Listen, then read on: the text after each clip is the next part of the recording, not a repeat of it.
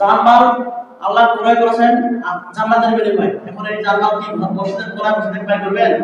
হ্যাঁ, আল্লাহ বলেছেন এই জানমাল ব্যয় করতে হবে ইউকাতিলুনা ফি সাবিলিল্লাহ, আল্লাহর পথে কাজ করে, আল্লাহর পথে লড়াই করে। কি করতে হবে? এই জানমাল ব্যয় করতে হবে আল্লাহর জমিনে, আল্লাহর আইন বাস্তবায়ন করার জন্য, হক বাস্তবায়ন করার জন্য, জেনার বিচার দূর করার জন্য, তারপর হচ্ছে সুদ ঘুষ দূর করার জন্য। এক কথা আল্লাহর জমিনে আল্লাহর আইন বিজয় করার জন্য এই জানমাল ব্যয় করতে হবে আল্লাহর জমিনে।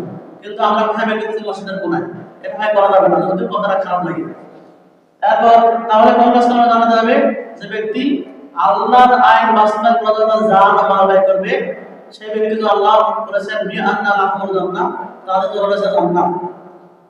এখন ধরেন আল্লাহর জমিনে আল্লাহর আইন বাস্তবায়ন করার চেষ্টা করবে জানমাল দিয়ে, প্রয়োজনে ইউকাতিলুনা ফি সাবিলিল্লাহ, লড়াই করতে হবে এই আল্লাহর জমিনে আল্লাহর আইন হকটা বাস্তবায়ন করার জন্য, আল্লাহর দ্বীনকে বিজয় করার জন্য।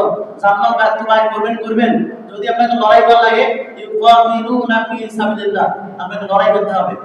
যদি এটা না হয়, প্রয়োজনে চূড়ান্ত লড়াই হচ্ছে ফায়াতুলুনা ইফতারুন, হয় করতে হবে না বাঁচতে হবে, এটা চূড়ান্ত।